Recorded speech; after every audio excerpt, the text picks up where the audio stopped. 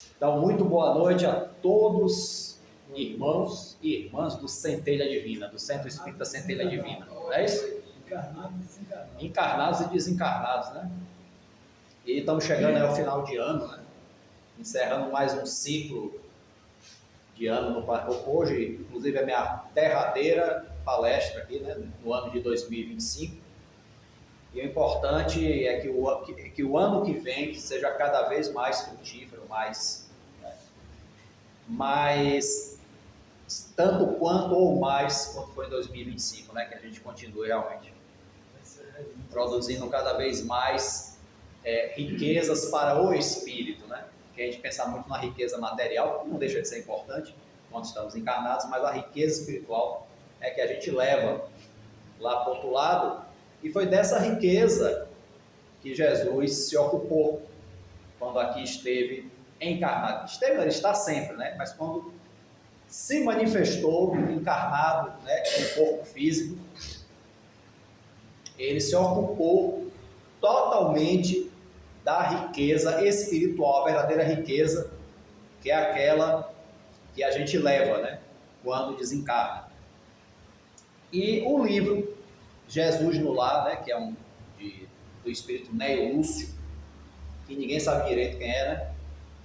Mas é como se diz, né? A identidade, como já nos sempre disse Allan Kardec, não é o mais importante, e sim o conteúdo da mensagem, né? Então, realmente, a gente não sabe, pelo menos até onde eu sei, ninguém sabe quem é esse tal de Neio Lúcio, mas escreveu através das mãos, né, da psicografia de Chico Xavier, essa pérola que é o livro Jesus no Lar, que mostra justamente Jesus nos lares, né, ensinando o Evangelho, que é que o Espiritismo repete isso, né, fazendo o Evangelho no lar, que é de extrema importância. Muitas vezes, assim, o socorro espiritual, ele se faz muito intenso, muitas vezes, mais no Evangelho no lar do que propriamente no centro espírita. Porque você ali está levando para o seu lar, né? Não que os espíritos benfeitores não compareçam nos lares de quem não faz Evangelho no lar. Os espíritos benfeitores socorrem a todos, até aqueles que os repudiam, que não acreditam ou que fazem pouco deles, eles socorrem a todos. Mas quando a gente se predispõe, esse socorro ele é muito mais intenso e muito mais efetivo. E é isso que o Evangelho no Lar faz. Torna o socorro do plano espiritual maior mais eficaz para os nossos lares. Não quer dizer que só os espíritos bons só vão quando faz o Evangelho no Lar, não. Mas a gente se torna mais receptivo. Como no centro espírita, o socorro espiritual se faz mais intenso, porque aqui é voltado para isso. Pelo menos os centros espíritas sérios são voltados principalmente para o socorro espiritual. Por isso que se faz mais efetivo. Mas os espíritos socorrem em qualquer lugar, né? Do mesmo jeito, o socorro ele é mais eficaz em um hospital do que socorrer na rua. Mas o socorro na rua também se faz e também se faz muito eficaz. Já salvou muita gente na rua, né? Os paramédicos, a ambulância da SAMU, socorre muita gente. Às vezes não precisa nem ir para o hospital. Então, isso é só um comparativo. O centro espírita, o socorro espiritual é mais efetivo no centro, mas não quer dizer que fora deles, os benfeitores espirituais, não quer dizer que fora deles, nós como trabalhadores espíritas, não possamos fazer um trabalho, possamos dar passes na casa das pessoas, por exemplo, passe magnético, orar. Isso não impede, né? O que a gente orienta a não se fazer fora do centro é reunião de desobsessão. Mas, se houver casos em que seja necessário e estejamos amparados pelos espíritos benfeitores, a gente faz também. Como eu já fiz, eu fui numa casa uma vez para dar um socorro, e ali realmente o processo obsessivo era muito grande, né, do rapaz que morava lá, e aí acabou que a gente fez uma oração e houve manifestação espiritual, houve doutrinação lá dentro da casa do cara. E foi ótimo, porque foi uma coisa, vamos dizer assim, que foi necessário, não foi uma coisa que a gente fez só por fazer, houve uma necessidade urgente e os espíritos superiores nos ampararam. né? Então não foi o que a gente foi fazer para se exibir, né? Como por exemplo. Mas não não se orienta a fazer disso um hábito, né? Fazer desobsessão fora do centro. Você pode fazer fora do centro, sim. Você pode, talvez perguntar, a gente pode exercitar a mediunidade fora do centro? Pode e deve. Imagine, você vem quantas vezes no trabalho médico no centro? Uma vez na semana. Ah, eu estou desenvolvendo a psicografia. Você vai esperar uma vez na semana para treinar? Não, você pode fazer isso em casa. Pegar um papel, a caneta, evocar seu bom anjo guardião, seus mentores e escrever em casa. Isso não tem nada demais. Dá para eles no Moisés. Era para consulta. Mas ali a proibição de Moisés era por questão de comércio com os espíritos. É diferente. Porque tem gente aí dos centros espíritas, né? Os chamados líderes espíritas. Para mim não há líder espírita, mas o pessoal gosta de usar essa nomenclatura que diz que não pode fazer isso em casa, não. Como é que não pode? Você está no livro dos médiuns? Kardec orientando. Pode treinar psicografia em casa todo dia, tire 15 minutos, né? Acho que é uns 15, 10 minutos, e treine, porque a psicografia ela é espiritual, mas ela tem uma parte física, mecânica, que precisa desenvolver. Não é todo mundo que nasce pronto igual o Chico Xavier, não, gente, que já foi lá e... A psicografia não tem contraindicação. Não tem contraindicação, exatamente. Começou assim. O Chico Xavier nasceu pronto, tudo bem, mas ele tinha uma missão muito específica. Quando botou o papel na frente dele, ele já... Mas mesmo assim, isso não tirou a necessidade dele se aprimorar. Ele nasceu pronto com um dom, mas teve que se aprimorar, né? Então é importante nós lembrarmos, né, desse arrodeio todo para voltar ao Evangelho do Lar, que o Evangelho do Lar também é um momento de socorro espiritual, que a gente estuda, a gente lê, a gente comenta, a gente ora e pede a bênção para o nosso lar. Isso é importantíssimo, né? A presença de Jesus no nosso lar. E pode acontecer também, se algum psicógrafo no final quiser escrever um bilhete de algum amigo espiritual, pode sim. Aliás, se o espírito quiser, até deve, né, escrever um bilhetinho, não tem problema. Ok? Então Jesus fazia essas sessões de estudo do Evangelho nos lares, na casa de Pedro, na casa de Tiago, ou em qualquer lugar. Ia lá, ele se apoiava em algumas escrituras, às vezes ele fazia uma leitura de alguma escritura, ou às vezes eram as palavras dele mesmo, né? Aí no capítulo 4, né, que eu escolhi não, talvez tenham escolhido para mim, né? Porque eu tentei desistir desse tema, tentei procurar outro e não consegui me firmar em nenhum. Então o capítulo 4 é a lição da semente, que é um capítulo, inclusive, que, como diz assim, é um momento que causa assombro aos presentes. Não confundir, gente, com a parábola da semente. A parábola da semente está no Evangelho é outra coisa. Aqui a lição da semente, ele está usando a semente de trigo para dar um exemplo de como nós, né, a semente de como uma coisa tão simples, quando germina, vira uma riqueza. Então, compara o Evangelho a essa semente de trigo, né? A parábola do semeador é outra coisa. Mas essa aqui não, porque justamente falar que a ideia, né, espiritualizante, ela começa pequena e vai germinando com o tempo. Né? Ele usa, inclusive, aqui a expressão ideia mesmo. Que a semente ela luta contra o solo para desenvolver, que não é fácil, né?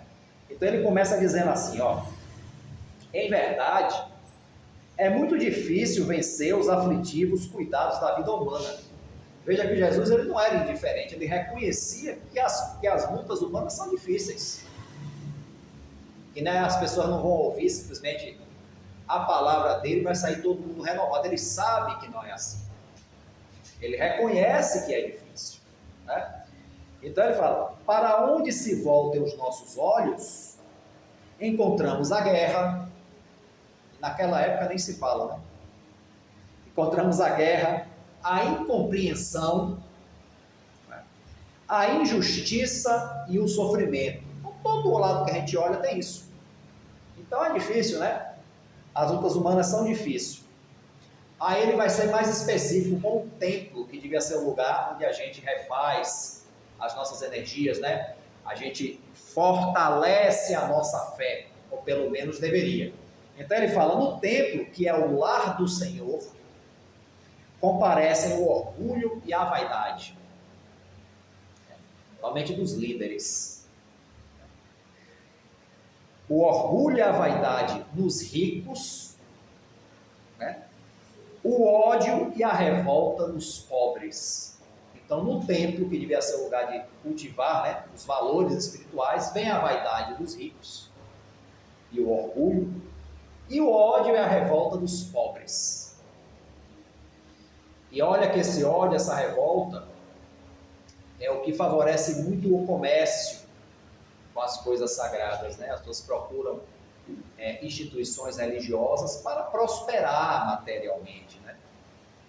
Prosperar materialmente, porque e aí quando prosperam, rende glórias, dá testemunho lá na frente, né, no púlpito, mas se não consegue, praguejam contra Deus, porque Deus não gosta de mim, ou então não existe, porque eu fui lá, orei, fiz isso, fiz aquilo, paguei o dízimo e não alcancei, fazendo Deus de cambista, né? Ou de agiota, vamos dizer assim, né? Bom, nem sempre, continua Jesus, é possível trazer o coração puro e limpo, como seria de se desejar, porque há espinheiros, lamaçais e serpentes que nos rodeiam. Os espinheiros, os lamaçais da serpente, a gente sabe bem o que é, né? Ele não está falando das serpentes, os animais, não. São nossas dificuldades com as pessoas, com os acontecimentos, com pessoas que se fazem verdadeiras víboras na vida de cada um de nós. Pior ainda, quando nós somos as víboras na vida dos outros. O símbolo da serpente, o veneno da calúnia, né? O veneno da inveja, o veneno da violência, né? Que é um veneno, é um lamaçal, como ele diz aqui, né? Por aí vai. Entretanto, aí falou, ele enumerou as misérias humanas que acontecem, é verdade. Entretanto, ele vai dar um contraponto. E aí todo mundo levanta a cabeça para olhar melhor o mestre falando. Entretanto, a ideia, olha, ele usa o termo ideia mesmo, né? A ideia do reino divino é assim como a semente minúscula do trigo.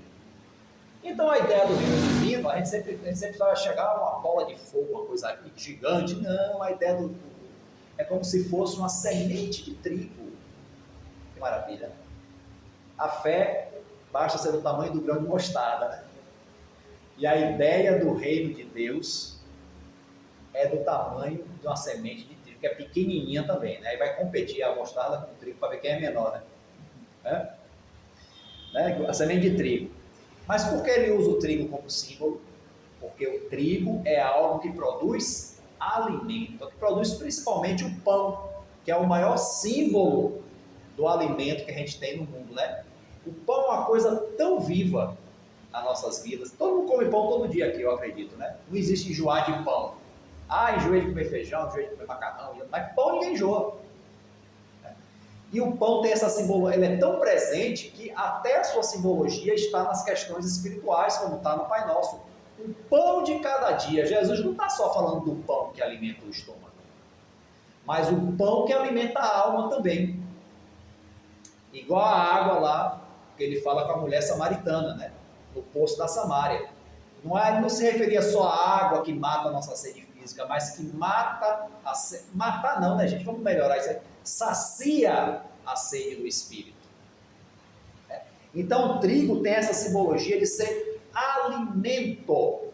A mostarda é condimento, né? Para dar um sabor, né? Mas o trigo é alimento.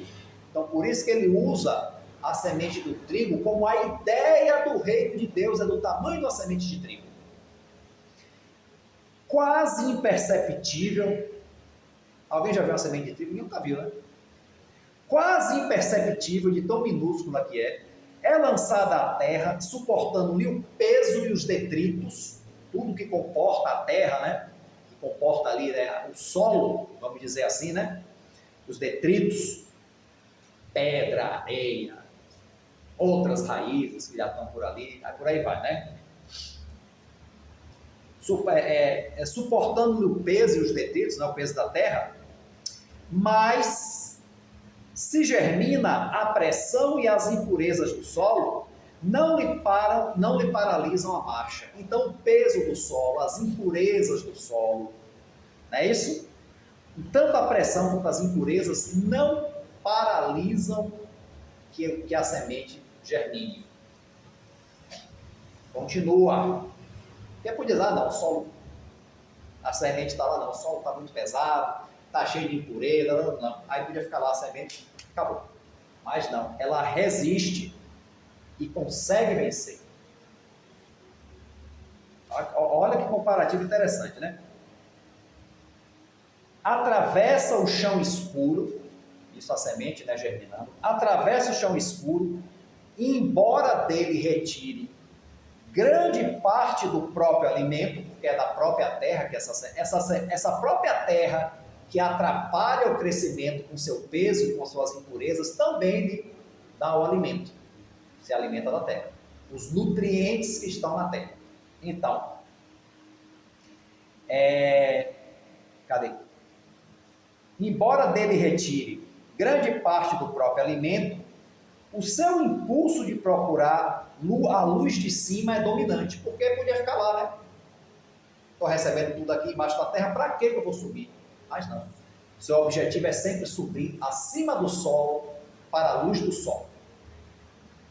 Então é isso aqui, ele fala sobre: desde então, haja sol ou chuva, faça dia ou noite, trabalha sem cessar no próprio crescimento, e nessa ânsia de subir, frutifica para o bem de todos.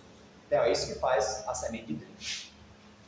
Apesar de tudo, ela cresce, sobe, frutifica e alimenta a todos. É um dos maiores fontes de alimento do mundo, é o trigo. Como eu disse, até que produz o pão principalmente. Principalmente o pão. E aí,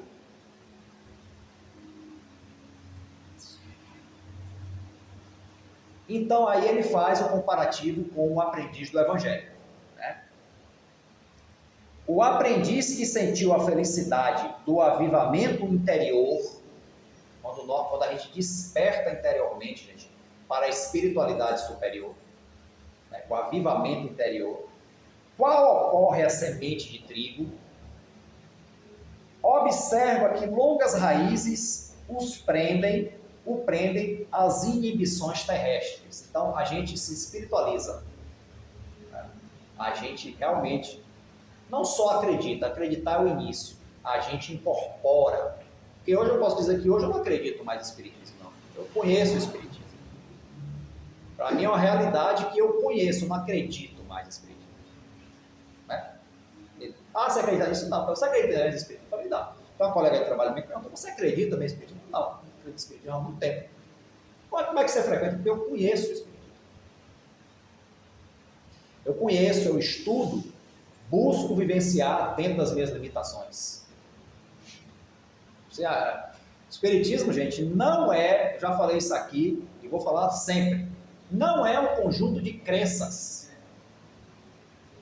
Espiritismo é um conhecimento da vida espiritual e suas relações com a vida material, com consequências morais.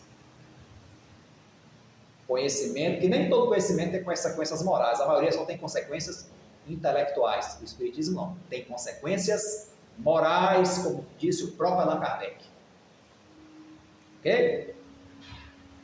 Então,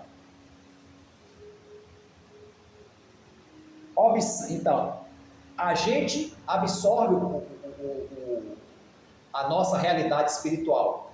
Mesmo assim, tem coisas que ainda nos seguram. Olha o rapaz que pergunta a Jesus: o que é que eu faço para seguir? Ele vende tudo, distribui para os pobres e vem comigo. Aí ele trava. Porque ele já sabia que Jesus era o Cristo. Ele realmente tinha boa vontade, ele sabia. E ele queria. Só que tinha nós que prendiam ele. Ele não, e ele foi menos resistente a esses nós. O que é compreensível. Mas a vida continua, e aquilo ali não foi a última chance dele. Com certeza ele já galgou, já caminhou. Mas já podia ter sido antes. Ele atrasou somente. Porque estava preso às convenções familiares. Porque, gente, não é só abrir mão do dinheiro, não. É uma questão de família. Tá maluco, rapaz? Está vendendo tudo, distribuindo. Imagina, você tem que encarar pai, mãe, né? Se for casado, esposa, se for casada, marido. Pensa que foi fácil para Joana de Cusa encarar o marido? Quando se tornou cristã, Joana de Cusa, que é Joana de Ângeles, ela ia embora com Cristo, ia se juntar aos apóstolos. Jesus fez: não, a sua tarefa é junto do seu marido. Olha só, você tem uma tarefa junto dele, você vai me servir estando com ele. Entendeu? Porque não é brincadeira, não. Ele ia precisar dela. Como Paulo, o pai botou ele para fora de casa. Então não é fácil, não é só abrir mão de dinheiro, não, gente. É tantas outras coisas, amizades que vão virar as costas. E tudo mais, portas que se fecharão. Talvez um amor da vida, isso o texto não diz, mas se ele tivesse uma noiva, ia largar ele. Então, é o tipo da coisa, né? Então, abrir mão não é só da questão material do dinheiro, do conforto, não. Tem muito mais coisas que talvez sejam mais difíceis do que o próprio dinheiro. Então, aqui, ó, o aprendiz que sentiu a felicidade do avivamento interior, qual ocorre a semente de trigo, observa que longas raízes o prende às inibições terrestres. Essas longas raízes que eu acabei de descrever aqui. Sabe que a maldade e a suspeita lhe rondam os passos. Que a dor é ameaça constante. Então o medo, gente, o medo é uma das coisas mais paralisantes. Muito paralisante. E se tornar uma pessoa boa, a pessoa está sempre com medo de outra pessoa abusar, porque as pessoas ruins adoram abusar das pessoas boas. Então a pessoa se torna boa com medo do abuso de outras pessoas. Olha que interessante. Esquecendo o que Jesus disse, é para ser manso como uma pomba, mais esperto como uma serpente. E essa esperteza é para estar vigilante com possíveis abusos, para saber se esquivar. Não lutar, brigar, mas saber administrar. Porque, infelizmente, vai acontecer. São coisas que fazem parte do mundo de provas e expiações, dificuldades com outras pessoas. Quantas pessoas têm dificuldade com a gente mesmo, né? A gente sempre se coloca na posição de vítima e os outros, né? Mas será que a gente voltando, resetando nossa história, estou falando dessa encarnação mesmo, será que a gente não foi um grande problema para outras pessoas? Coisas que a gente disse, por exemplo, que para a gente é uma coisa normal, mas que causou um dano grave em outra pessoa, e a gente nem tem consciência disso. Acontece muito, é complicado a gente ficar vigiando o tempo todo tudo que fala. É complicado, é uma luta. Eu mesmo eu tenho uma luta para não falar certas coisas, porque as pessoas que eu sou menos fraterno são com meus confrades espíritas. Porque espírita tem um conhecimento, o espírita não é melhor que ninguém porque ser espírita, mas tem um conhecimento privilegiado. Então o espírita tem a obrigação, o espírita tem que se lascar. Mas não sei o quê. Então quando eu vejo um espírita que distorce conhecimento espírita, como a gente estava até conversando mais cedo aqui, eu não sou muito fraterno, não. Então, às vezes, eu tenho que segurar a minha língua assim, né? Também quando eu vejo alguns na internet, eu não tenho que botar um comentário aí, deixe de ser mau caráter, de ficar distorcendo as coisas espíritas, falando mentiras sobre espíritos, sobre pessoas nobres do espiritismo que não estão aqui mais encarnados para lhe responder. Deixe de ser canalha. Eu tenho uma vontade de fazer isso, gente, mas não. Né? Porque a gente tem que ter uma compostura. Agora não, a gente também não pode ser cúmplice do que é ruim. Então, manda as pessoas sempre terem muito cuidado com as coisas. Tem muitos vídeos aí no YouTube de Valdo Vieira.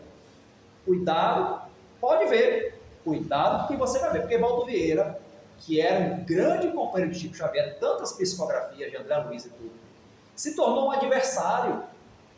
Falar mal, se desfazer do trabalho, se desfazer do espiritismo, dizer que as coisas eram fajutas. Como é que pode? Entendeu? Dele eu falo o nome porque ele já desencarnou há muito tempo, mas tem outros encarnados fazendo quase a mesma coisa. Então, cuidado, vou ver aqui um vídeo, Valdo Peja, agora com critério, né? Com critério, com discernimento, para saber separar uma coisa da outra, né? Então, a gente tem que ter esse discernimento. Então, essas inibições, né? Essa maldade, suspeito, infelizmente está entre até os próprios espiritistas ou ex-espiritistas, que saem do espiritismo, como por exemplo um palestrante muito conhecido, sempre foi um palestrante espírita muito conhecido mesmo, e aí saiu do espiritismo, hoje é palestrante motivacional, né? É coach, como chama. Não tenho nada contra coach, não existe coaches muito bons. Falando desses, quando eu falo coach nesse tom irônico, são aqueles que fazem aqueles discursos muito bonitos, mas que afastam da realidade, só criam ilusões na cabeça das pessoas. Não é o coach aquele que treina as pessoas com um determinado ofício, é diferente, né? Que são sérios, né? Então vai criando ilusões. E esta pessoa, hoje, fala que o espiritismo tem uma ética perversa. Falei, ética perversa? Quem está sendo perverso com o espiritismo é você. Porque tudo bem, você não é obrigado mais a ser espírita. Se um dia eu quiser não ser espírita, tchau, não sou mais espírita não. Mas não vou sair por aí, entendeu? Desqualificando o espiritismo, nem o centro espírita, desqualificar quem me deu abrigo, quem me deu oportunidades. Que se hoje ele é um palestrante tão bom e ele ganha com isso, ele aprendeu fazendo palestra espírita. Foi a tribuna espírita que foi a escola dele para ele ser um bom palestrante. Então, pelo menos saia, agradeça e deixe o espiritismo em paz. Né? Não que o espiritismo vai se abalar com ele, não. O espiritismo, gente, é doutrina lá de cima. Não vai se abalar, não. Mas confunde a cabeça das pessoas que estão começando. Esse é o grande problema. Entendeu? E outro problema é que toda hora a tela bloqueia aqui também, né? Isso aqui é para testar minha paciência. Mas tudo bem. Bom, todavia, experimenta, quer dizer, o cara, aquele aprendiz que despertou, né? Apesar disso tudo aqui, né? Todavia, experimenta, acima de tudo, o impulso de ascensão e não mais consegue deter-se. Por quê, gente? Quando a gente evolui, a evolução ela fica tá aqui um limite. Aí tem a evolução que fica aqui, a gente fica oscilando, né? A gente oscila. Aí fica bom, fica ruim, fica bom, fica ruim. Igual aquele João Grilo em Alto da Compadecida. Fica rico, fica pobre, fica rico, fica pobre. Vagalume, acende, apaga, acende, apaga. Mas quando a gente passa daqui, não tem mais volta. Quando a gente consegue uma iluminação espiritual num nível tal, não tem como voltar mais, porque as coisas aqui que a gente ficar rico, ficar pobre, não mais fazem vibrar a nossa alma. E aí não tem mais volta. Tem coisas, nós aqui, apesar das nossas imperfeições, que não tem mais volta. Ninguém mais aqui quer pegar um revólver, não tirem alguém, quer? apesar de ainda acharmos que merece, aquele fulano bem que merece. Mas eu não vou fazer, nem vou mandar ninguém fazer, nem vou desejar que ninguém faça. Isso já é um crescimento. Tem coisa que a gente não faz mais. E nem deseja que aconteça. Né? Apesar de achar que merece. Bom, o merecimento de cada um é com ele e com Deus. Né? Não é com nós, não. Então tem coisas. Então pense nas coisas grandes da espiritualidade. Quando a gente alcança, a gente não volta mais. Bezerra de Menezes, está ali a foto dele. Como é que você doa todo o seu dinheiro para um médico brilhante, podia ser rico? Mas como é que você pode pensar? Não adianta, gente. Bezerra de Menezes alcançou um patamar espiritual que dinheiro para ele não tem importância. Como é importante para a gente. O dinheiro para ele é uma ferramenta de trabalho. Não adianta ninguém convencer ele, rapaz, mas o dinheiro, os negócios, tem conversa. Ele chegou aqui, não volta mais. Bezerra podia ter tido ambição, ficou rico, esquecer dos pobres. Não, ele não ia fazer isso, porque ele chegou quando encarnou, ele já encarnou nessa condição espiritual, não tem volta. Não é isso. Ele não gostava de dinheiro, gostava, mas como ferramenta de trabalho, de socorro espiritual. Né? Tanto que ele escreve um texto psicografado através de Chico sobre o dinheiro. Né? E ele fala, dinheiro não traz conhecimento, mas compra o livro. Dinheiro não dá saúde, mas compra o remédio. Entendeu? E ele fala assim, dinheiro nem sempre traz felicidade, mas faz falta. Então ele não despreza. Mas o que ele não dá mais é a ambição humana, a ganância. Ele não tinha, não teve. E por aí vai. Bom, age constantemente na esfera que se fez peregrino em favor do bem geral. Não encontra seduções irresistíveis nas flores da jornada. Até encontra a ostentação do caminho, mas não se deixa seduzir. Como Bezerra. Ficou rico, ele podia ser rico, mas não se seduziu pela riqueza. Preferiu ser o médico dos pobres.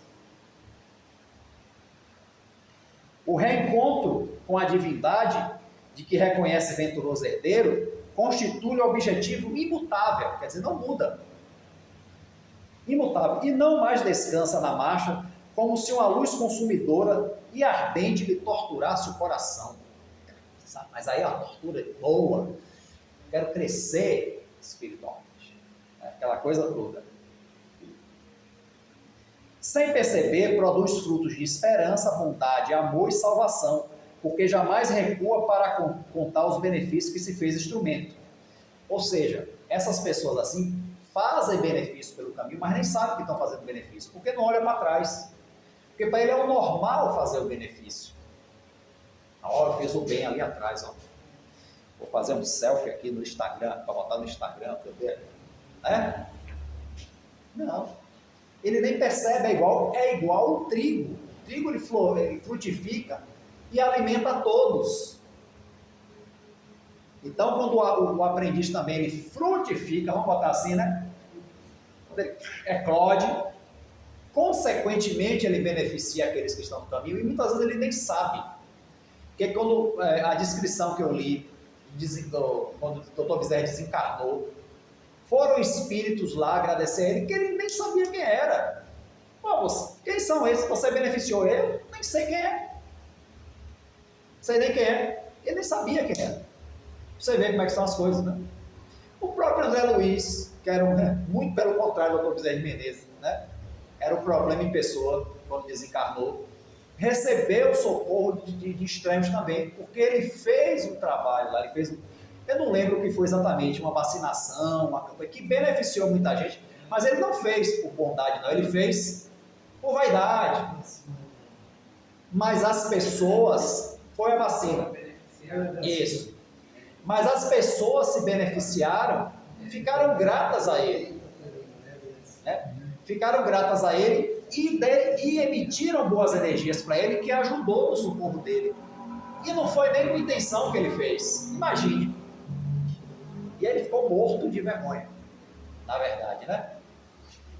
Você vê que o filme Nosso Lar achei um pouco fraco em relação ao livro, né? Foi bom, Tanto que não aparece as pessoas, aparece uma mulher que agradece ele, porque ele atendia de graça, de má vontade. Mas é porque conhecia alguém, não sei. E quando ele vai olhar lá no vídeo, né, quem orava por ele, além da mãe dele, era ela. Aí ele morre de vergonha. Ele sempre evita ela, né? Doutor André, o senhor é tão bom. Lá vem essa mulher chata. E quando ele vê que é ela, que é a grande benfeitora dele, ele fica morrendo de vergonha. Então vamos ter cuidado com essas coisas, né? Isso é um aviso que André Luiz ele podia guardar isso para ele, não, ele expôs as próprias vergonhas dele para a gente aprender. Né? Será que a gente se exporia tanto assim? Eu acho que uma das grandes virtudes de André Luiz, apesar de tudo, foi expor as suas questões para nos orientar, porque muitos têm vergonha, eu acho que eu teria vergonha de não, expôs mesmo. Fui para casa, fiquei com ciúme da minha mulher, quis acabar com o marido novo dela mesmo, fiquei com raiva, fiz mesmo. Entendeu? Aí depois se conscientizou e foi lá e ele mesmo socorreu. Né? Isso é bom. Então, assim, assumir, né, as suas coisas no sentido de melhorar.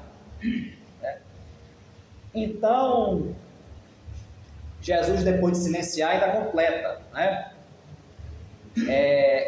Em razão disso, ainda que o discípulo guarde os pés encarcerados no lodo da terra, o trabalho infatigável no bem, no lugar onde se encontra, é o traço indiscutível de sua elevação. Conhecemos as árvores pelos frutos. E identificamos o operário do céu pelos serviços em que se inspira. Então, o operário do bem, a gente sabe pelaquilo que ele faz, pelas suas obras. Ainda que seja na condição humilde, ainda que esteja com os pés ainda no lodo, como o próprio Jesus diz aqui. O operário do céu, o que ele quer dizer, operário do céu? O operário do bem, se identifica pelo bem que ele faz, né? Todo o meu discípulo será reconhecido pelo bem que faz. E aí Pedro, né, que nesse momento ainda era encrenca pura, né? Porque Pedro era um homem de um coração muito grande, e realmente tinha muito boa vontade de seguir Jesus, mas era brabo, né? Bicho era brabo. Inclusive, a palestra que eu fiz lá no GPEC semana passada, eu chamei de do livro A Flores no Caminho, um diálogo de Pedro com Jesus, que Jesus reagisse, que implantasse o reino de Deus à força. Porque você é o Messias. Como é que as pessoas estão te caluniando, estão te perseguindo, estão querendo me prender? O senhor não vai fazer nada. Ele, paciência, Pedro. Aí Pedro começa a cuspir marimbondo, né? Quer dizer que a gente não vai fazer nada? Pedro, o reino de Deus não se toma à força. Os estovados do mundo têm pressa, o Pai não tem pressa, tem a eternidade. E que toma as coisas às forças, à força, né? Ilusões que somem com o passar do tempo. Olha o Império Romano aí, virou história. Ah, mas Roma dominou 4 séculos. Acabou. Tudo acaba. Não há mal que dure para sempre. Não há bem infinito. No nosso mundo, não há bem infinito, nem há mal que dure para sempre. Bem infinito só no plano espiritual. No nosso mundo, infelizmente, ainda não. Infelizmente, ainda não. Então, Simão, Pedro, Senhor, quer dizer então, que dizer então daqueles que conhecem os sagrados princípios da caridade e não o praticam? Essa pergunta é boa, para fustigar. E aí Jesus olhou, né, aquele olhar calmo e disse: este Simão representa as sementes que dormem, que já estão plantadas, mas ainda não acordaram para começar a lutar para subir a terra, que ele descreveu no outro parágrafo, né? Então esses são as sementes que dormem, apesar de projetadas no seio dadivosos da terra, ou seja, eles já conhecem, né, os princípios da caridade, os princípios professados já por Jesus, mas não fazem nada. Então esses dormem ainda. Nós, os espíritas, somos pessoas que estamos aqui para sermos despertados. Quando fala que o espírito é o trabalhador da última hora, é aquele que já conhece. Então a gente não veio burro nessa encarnação, a gente já conhece coisas anteriores. Tanto que muita coisa que eu li quando eu comecei no espiritismo, não todas as coisas, mas algumas coisas, isso aí, então, isso é óbvio, acho que eu já sabia. Já sabia, mas não evoluí. Porque estou igual a esses aqui, a semente dormindo na terra. Então o espírito ele veio aqui principalmente para despertar. Veio de todas as maneiras. Então agora você vai conhecer o plano espiritual encarnado. Não é possível que nem assim. O pior, que muita gente nem assim. Né? Chico Xavier já alegava, tem muito espírita desencarnando muito mal. Muito mal mesmo. Não é que por ser espírita a gente vai desencarnar rodeado de luz, mas pelo menos não era para desencarnar mal. Normal, desencarnei, pronto, qual é a próxima tarefa? Não tem nosso lado não, como disse o Givaldo, é um umbral com ventilador, né? Para passar um tempo, até a próxima, qual é a próxima tarefa? Né? É isso. Né? Não se consegue a luz de uma hora para outra, assim. Isso é um processo. Agora, uns conseguem mais rápido, outros mais lento, mas a gente não sabe. Aquele que foi mais rápido, a gente não sabe da história anterior dele. A coisa mais... Então ele fala, ó, são sementes que dormem, apesar de projetadas no seio dadivoso da terra. Guardarão consigo preciosos valores do céu, mas jazem inúteis por muito tempo. Kardec fala desse no Evangelho segundo o Espiritismo, eu não lembro que texto, mas ele fala, pelo menos esses que já creem nas manifestações, mas não se reformam moralmente, já têm ferramentas para uma outra existência já se melhorarem. Ele diz, mas e aqueles que só veem o Espiritismo, as manifestações, até acreditam, mas não se reformam moralmente? Já deram um passo, não tá tudo perdido não. Numa próxima existência eles já vão estar bem melhores, eles já vão levar esse conhecimento e já vai ter mais possibilidade de se desenvolver moralmente. Porque a vida continua, né? Então Kardec já argumenta isso também, lá no Evangelho segundo o Espiritismo. Eu não lembro, desculpa gente, eu não lembro qual texto, qual capítulo, mas eu lembro perfeitamente desse argumento. Então não é de todo jogado fora a pessoa que só acredita nas manifestações, mas não faz a reforma moral. Já é um passo. Né? Então é o que ele está dizendo aqui, guardarão consigo preciosos valores do céu, já estão ali dentro, uma hora eclode, mas jazem inúteis por muito tempo. Estejamos, porém, convictos de que os aguaceiros e furacões, aí essa aqui é para assustar, né, gente? Estejamos convictos de que aguaceiros e furacões passarão por elas, renovando-lhes a posição no solo, e elas germinarão vitoriosas um dia, nos campos de nosso Pai. Há milhões de almas assim, aguardando as tempestades renovadoras da experiência, para que se dirijam à glória no futuro. Auxiliemo-las com amor e prossigamos por nossa vez mirando à frente. Auxiliemos a estes, mas deixemos o tempo dele. E quais são essas tempestades e furacões, gente, que vai despertar essa galera que já tem esses valores interiores? As provações. As provações, as expiações, as experiências difíceis vão dar uma sacudida na terra, vão revolver a terra e vai obrigar a semente a começar a germinar. Vai obrigar o espírito humano a abrir os olhos para a realidade e utilizar esses valores latentes aqui, né, como argumentou Simão Pedro, que ele tinha, mas não praticava ainda. Então são as provações, as dificuldades, a vida difícil, né?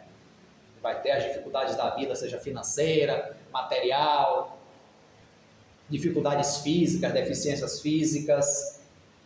E o principal de tudo, gente, dificuldade de lidarmos uns com os outros.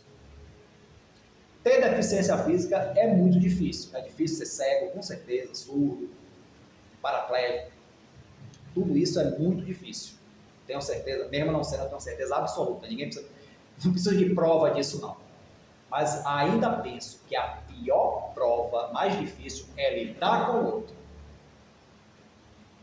Lidar com o outro não é brincadeira.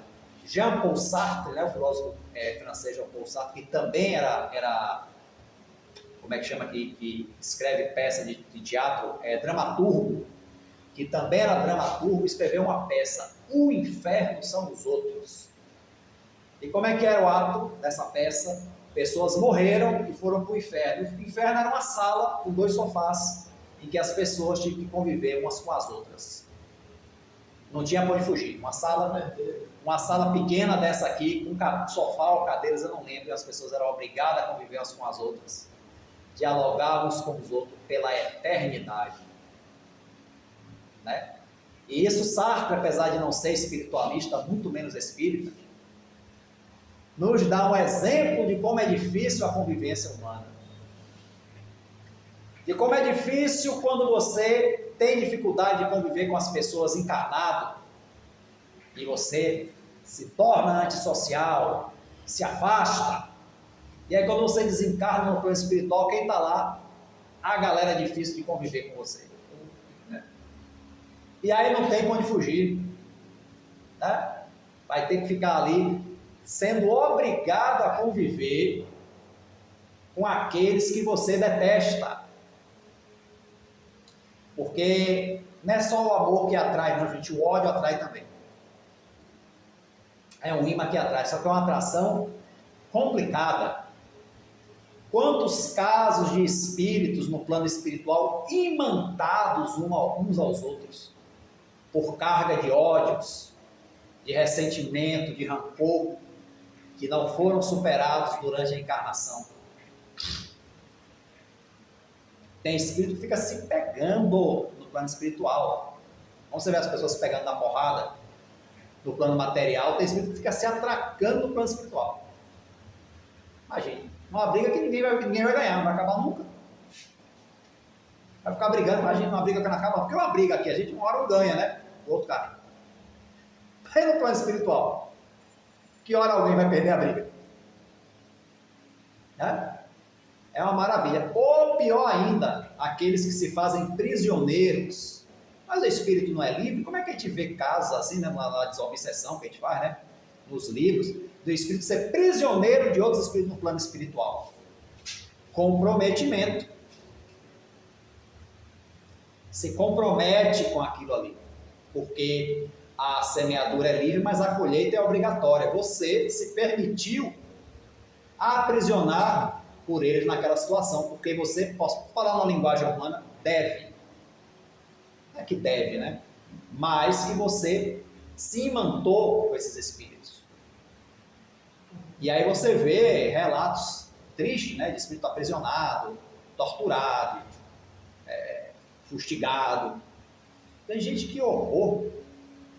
Mas que horror por quê? Por que essa surpresa? Não é o plano espiritual, não é a Terra a cópia imperfeita do plano espiritual? Para a coisa boa e para as ruins também. As coisas não surgiram aqui não, as coisas já vêm de lá. Né? Tem gente que fala assim, isso é mentira, essas obras espíritas. Como é que uma pessoa desencarna, aí no outro lado do plano espiritual tem prédio? O que é que tem? Se tem prédio aqui, que é um mundo imperfeito, perecível, não vai ter prédio no plano espiritual, da qual somos a cópia. Aqui não é a cópia, porque é tão incrível ter prédio no plano espiritual? E deve ter prédios magníficos, imagine. E deve ter prédios magníficos. E não é só nas colônias não, nas regiões umbralinas, tem também prédios. Ué. É prédio, é uma. Mas, não, prédio mesmo, prédio alto, né? De que as pessoas ou podem ser prisões ou podem ser moradias, tanto faz, né? E é interessante, gente, é que a gente entenda de uma vez por todas a nossa herança espiritual. Nós não somos pessoas que vamos nos tornar espíritos. Nós somos espíritos que nos tornamos pessoas temporariamente. Nós somos espíritos. Eu estou homem, você está mulher.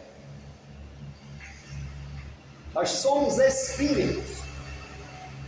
A vida real, não que isso aqui seja uma mentira, mas a vida real, porque é a única que não acaba, é a vida espiritual.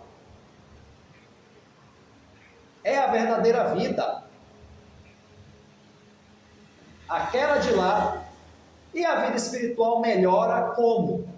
Quando nós melhoramos ela aqui. Quando fala que o reino de Deus começa dentro de nós, quando a gente se melhora interiormente, consequentemente a nossa vida exterior melhora. Porque a vida espiritual é o reflexo da nossa vida íntima. Então, quando tem um espírito aprisionado, sendo flagelado por outros espíritos lá, é porque ele também está aprisionado dentro de si.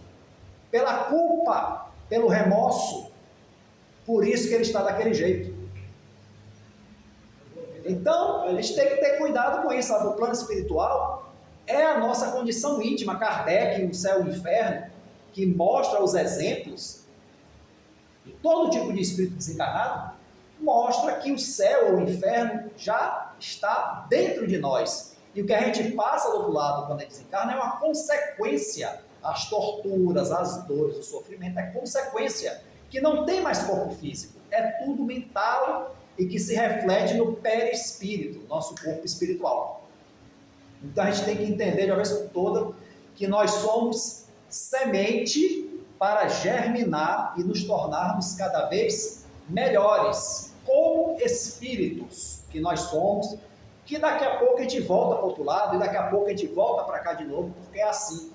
Nascer, nascer, morrer, renascer ainda, progredir sempre. Tal é a lei. É o que está escrito no domo do túmulo de Allan Kardec.